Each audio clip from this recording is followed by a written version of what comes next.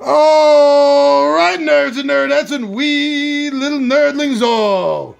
Your buddy Big Johnny G from Two Gun Pixie presents Legendary Gaming, and the 20-Sided Warriors have just finished up another session of Dungeons and Dragons. And just like the last time, we're going to be doing a synopsis in character of the events that transpired today for a second session. And we're going to start off with Alex. So, Alex, who are you playing? And then give us a synopsis. I'm playing Bors the monk, and last time I gave you a little bit of his background, and we left off with Keldon, the roguish one in our group, running through the streets screaming. So we'll start off there.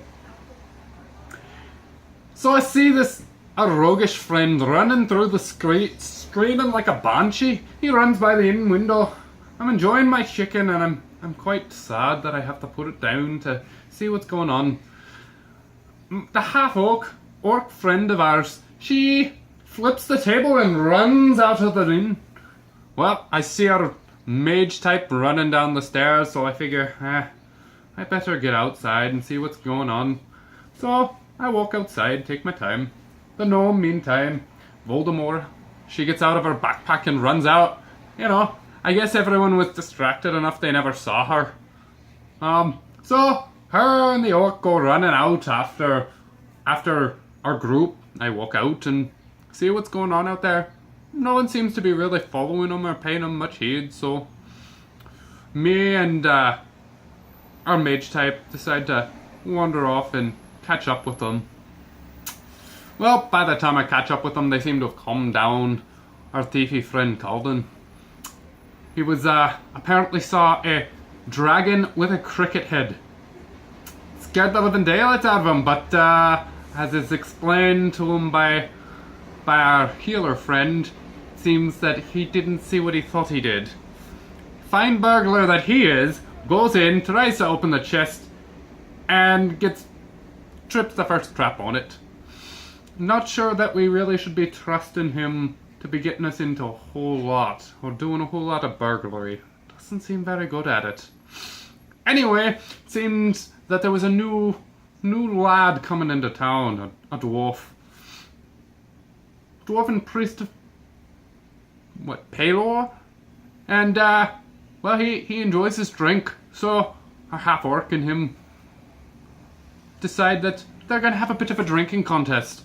Well, the rest of us figure, well, we should probably finish what we started and go check out the Weavers.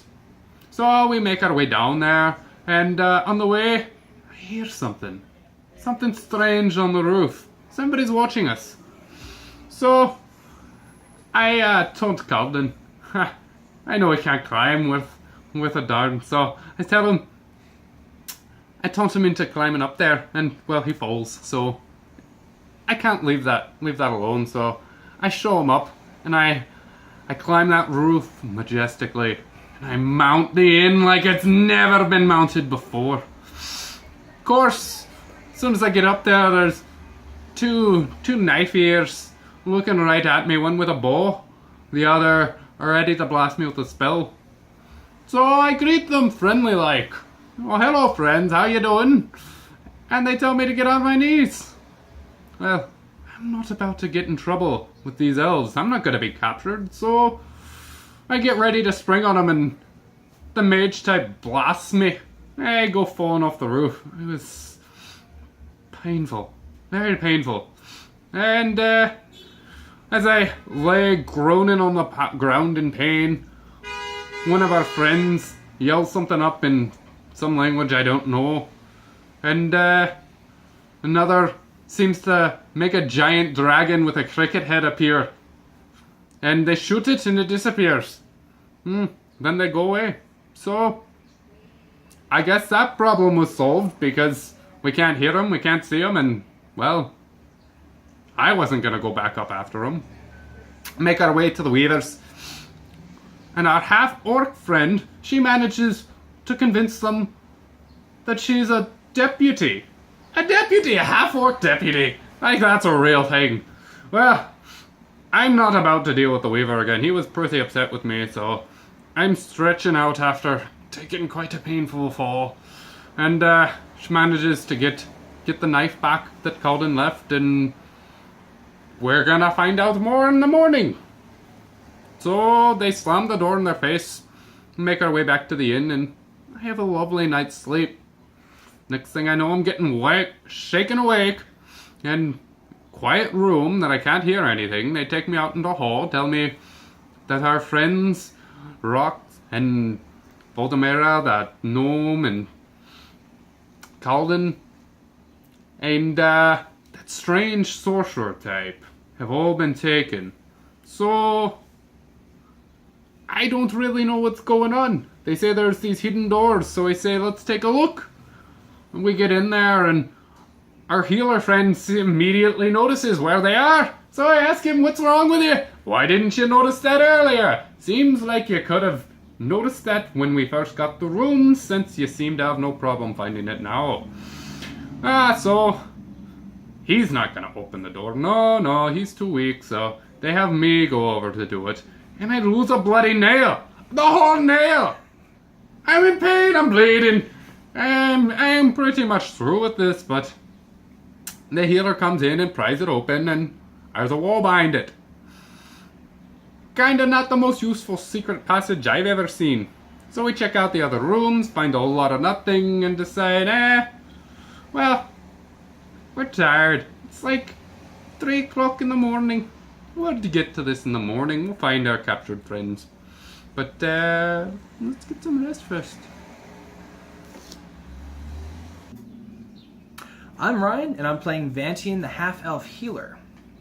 The way things transpired from my point of view, well, a rogue friend, thinking that he is really good at burglaring and whatnot, decided to try and raid the place, found out that the chest that we were trying to steal was indeed trapped, set it off, went screaming out into the night. Much to my surprise, and the surprise of our odd sorcerer friend, we think, that's not very good at all. Things aren't going so well. Let's go after him. So we try to chase him down, see the rest of our party coming out of the inn, and try to catch him. Somehow the orc catches the half-orc catches him, tries to get him into a lock, completely misses. The rogue, being as dexterous and sneaky as he is, breaks out of it, almost flips her on her back, manages to almost jump over the new dwarf that suddenly seems to have come out of nowhere. At that point, I think, this has got to be some bad magic going on. So let me see what I can do. So, diving into my divine powers, I decide, let's see what we can do to remove that fear. Of course, it was perfect. He starts rambling on about a dragon with a cricket head, and I have to tell him, no, it was magic. Everything's fine now. He decided not to let that go, and we didn't hear the end of that dragon cricket. But once all was said and done, we decide, okay, maybe we should go back and check it out. Head back. So let's see what's going on. Answer the door with the weavers. Has the dagger. Somehow, the one with the worst diplomacy skills, our half-orc, burling fighter, sweet talks the weavers into giving the dagger back. Don't know how that happened. Of course, then our rogue decides to get into a bit of an argument with our odd sorcerer friend, and they start fighting over the dagger. The odd sorcerer convinces our orc, sure, he can have it. So, not so good a day for our rogue.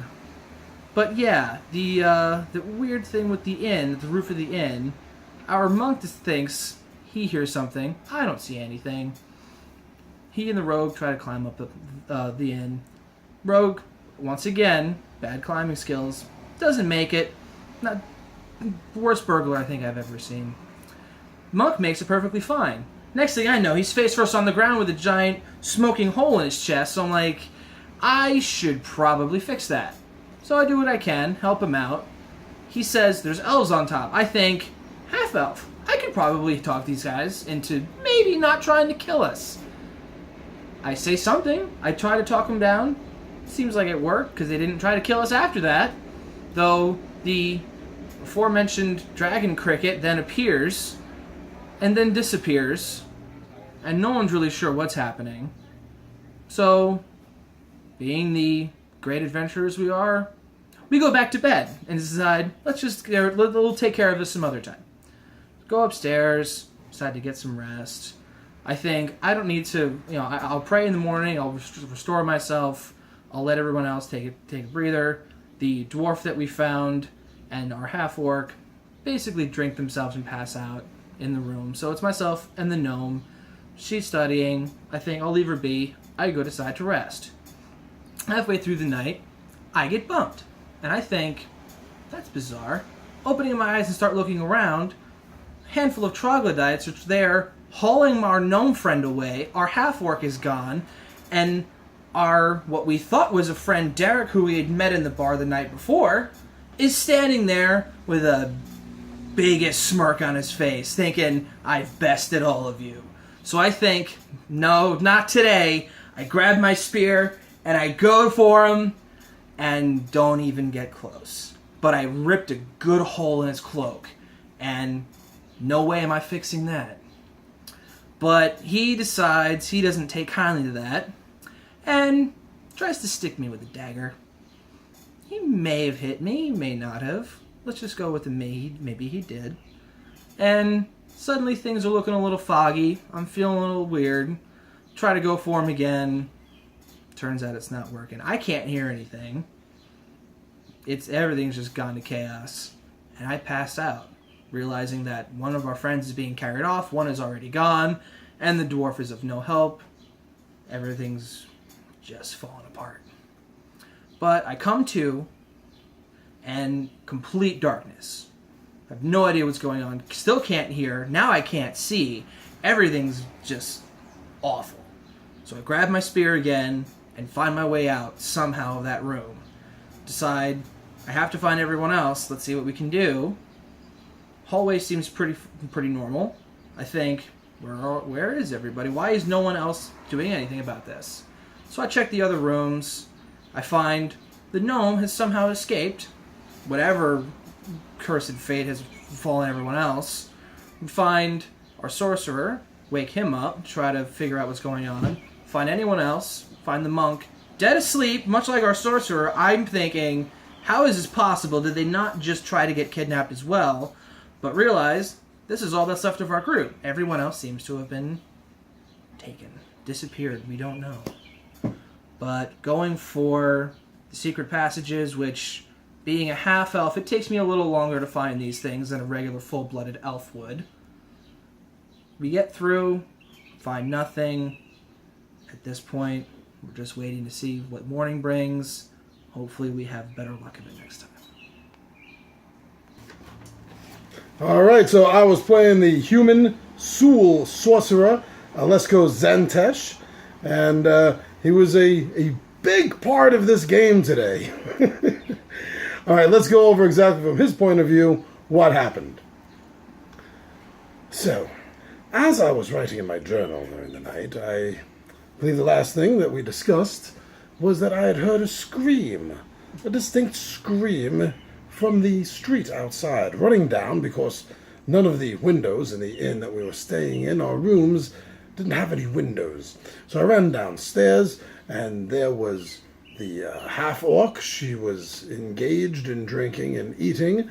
The gnome illusionist, Valdemara, she was hidden inside the backpack still, very cleverly, with a reed sticking out, drinking from a beer that nobody noticed.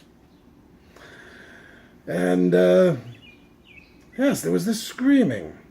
Going outside, we realized that it was the rogue, screaming as if he had seen the banshee itself, running it down the road out of town. Well, I stayed near the inn while most of the others went afterwards to go chase them. Finally, me and Bors the monk decided to go see what everyone was doing. Sure enough, there was the rogue, along with everyone else, and this dwarf. A dwarf cleric with the symbol of Pelor on his chest. It's the drunkest dwarf I had ever seen in my life, and I have seen several drunk dwarves, mind you. Well, it seemed that our healer, the half-elf, had cleverly deduced that the rogue was inflicted upon with a fear spell. He undid it and saved the poor fool from running off into the night somewhere down the road, probably to get waylaid by more orcs and ogres guarding the road. But no, his life was saved. He ended up coming back with the rest of us, including the dwarf. We all went back, and there was arguments going on about who was going to go, and we were going to go back and steal again from this weaver and his wife, when there was some sort of commotion upon the top of the inn. Yes, and although the rogue was unable to once again do a simple climb task, not a very good second story man, if you ask me, our monk Bors was able to, however, get to the top, at which point he was knocked right back down from what I believe was a magic missile spell which struck him dead on in the center. A healer took care of him and healed him and made sure that he did not perish. He says there were elves on the roof, a wizard and an archer. We tried to to connect with them. We tried to get their attention. Our healer, who's half-elf, even began to speak to them in their own language. There was nothing. Nothing. Our illusionist, the gnome, she cast an image spell up there of this cricket-headed dragon, which she got from, apparently that's what the rogue thought he saw when he released the fear spell on the chest he was trying to steal from the weaver. Apparently the elves didn't fall for it, or maybe they did because they attacked it with an arrow, and as soon as the illusion was struck, it disappeared. We saw and heard nothing else of these mysterious elves since then. Well, the group was still determined to do something about this weaver in the chest. While they went to the door to confront, myself and Bors hung around back. We've already had bad words with the weaver and did not think that we should be seen in the company. Don't exactly know what Bors was doing, monkish things, stretching, getting ready for a jog, I don't know. I, however, used the opportunity to once again cast Detect Magic. I had originally detected something on the second floor. Now there was nothing there, which led me to believe that the first time may have been the magical aura of the fear trap on the chest itself. Now, events transpired, and they got no further with the weaver. Apparently, the weaver is now under the impression that our half-orc is working with the constable of the town. I don't know how she pulled off that con, but kudos to her for doing it. We eventually all ended up back at the inn. It was getting late. We needed rest. I needed to memorize certain spells. The other one, who claims to be a sorcerer, I still have my doubts about that gentleman. But he claimed he needed to recharge his batteries as well. While we were asleep, something happened. Some clever ruse happened. There were secret doors, apparently, we did not know about, that were in our rooms, that had gone undetected by us. Then again, we barely even tried to examine these rooms, in all honesty. We brought it upon ourselves. But this clever ruse had to do with also casting silence spells into the room, and casting sleep spells upon us to deepen our sleep even more. I apparently slept through the entire thing. The rogue Keldon, who was rooming with me, was gone. Apparently the half-orc was missing, as well as the sorcerer was missing. I found out later, after we regrouped, that Voldemara, our gnome illusionist, was nearly caught herself, and she barely escaped through the casting of I believe she said a color spray spell. Well, we don't know what happened to the dwarf either. He was left in the room under the cover of darkness and silence, and when we got back, he too was gone. Where our companions are, we do not know. Voldemara knows that she was being taken somewhere by them as a prisoner.